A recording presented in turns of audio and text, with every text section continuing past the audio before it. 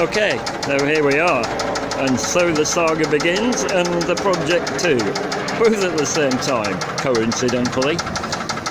This is the noise the 3.2 litre V6 petrol Frontera makes.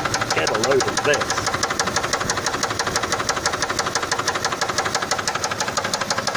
Shame really, it's a very nice and clean and tidy, beautiful vehicle in really good condition. It's done just about 200 miles shy of 100,000 miles. But now, big end bearing, bottom end bearing, crankshaft bearing, call it what you will, is gone. So rather than strip the whole engine and do that, I'm going to swap the whole engine myself. So this is where the saga begins, and you're going to be following me. If you're interested and you want to keep up, please hit the subscribe button and hit the little bell so you know when I upload my next video. I'm going to be doing something on this thing every day if I can. I want to get it done because I really want to drive it. Let me know what your thoughts are. If you might have even done this before, please feel free to leave a comment down below. And even share it with someone you know who might be interested too. I'd really appreciate that. Thanks for now. See you in the next one.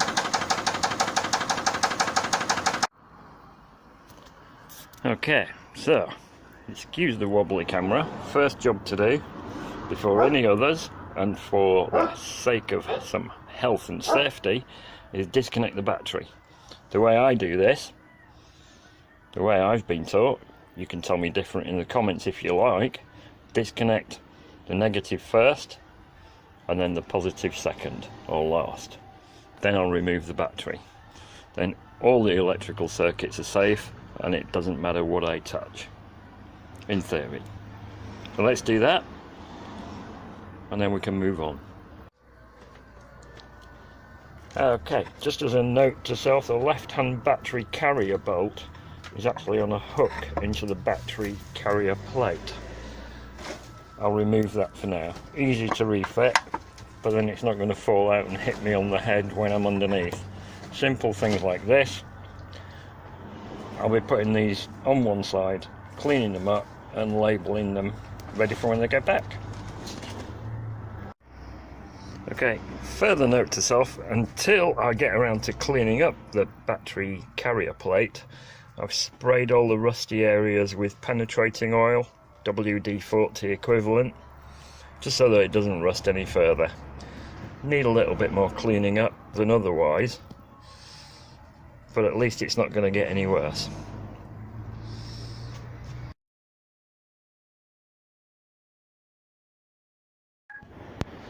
Okay, today I've managed to rive the front bull bar for what good it was on a vehicle like this in England, where we never really see bulls on the road. It's gone off the front of the Vauxhall Frontera, or Isuzu Rodeo, call it what you will. Still a great car, whatever it's called. So that's the first part of today's work. Eventually happened. I won't be putting it back on. I really don't like it. Next bit, I've taken some bits off the engine inside. The replacement engine, the whole intake manifold and throttle body is different. That's all going to have to be swapped over from the new engine, the old new engine, onto this one. It's just made a whole mountain of new work. But that's down the line. I want to get this out first. Next thing is just make a video note of where the belt, the drive belt, goes over the front of the engine. That's going to be a few photographs in a different video. Moment. Okay, this isn't really going to be very easy to do because even though everything's off, the fan and the radiator hoses, I can't really get down that easy to see what the route is for the drive belt. I'm not going to need to take it off until the engine comes out, so before the engine comes out I need to know exactly where it goes, even though I might get a better shot once the engine's sat on its stand and ready to start transposing bits from one to the other. It's quite a vital video really, just for my own records. It has to be a video because one photograph it will not fit in entirely. So here we are, the longer the better. I will be replacing idler bearings and the tensioner. That's about as good as it gets. If it's boring, I apologise. It is, however, for my own records.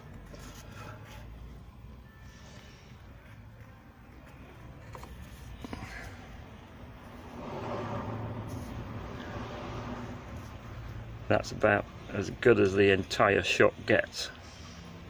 Sorry for the wobbling of the fingers, like I say, it is for my own records. Okay, and this is a top vacuum connector. Quite where it goes, I have no idea. Something to do with ABS, I guess. I've labelled it there, but it comes off at 2 points. Into this little device here. Again, no idea. And then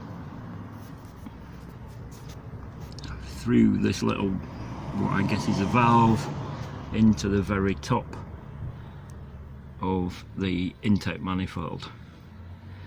I'll take it off and pull it out of the way, but it's vital that I put this label on it so I know where it goes back.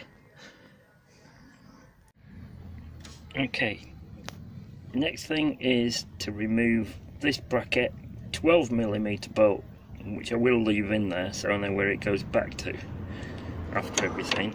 It holds in this cable that goes all the way up here to somewhere around the back of this headlamp and then over to the battery. Not bothered right now, need to disconnect it and it can stay there on this bracket. I'm not going to take the bracket off of the cable sheathing. Let's take it off and then we can see where it goes. Okay, that's this bolt released. I've put it back in there, which looks like part of the alternator bracket. I'll see when the engine comes out. But that's the bracket still attached to this sheathing for the cable. I'll see where that goes to next underneath the engine somewhere. Hopefully it shouldn't attach to too many things. Okay, further note to self, this sheathed cable that I've just disconnected goes around underneath the engine. One wire comes out which I believe is the oil level indicator attached to the sump, which I can't disconnect from getting underneath without jacking it up into the air. And another connection comes out which I can't see yet, again without getting it up into the air. But once I get it on axle stands again, that should be quite straightforward.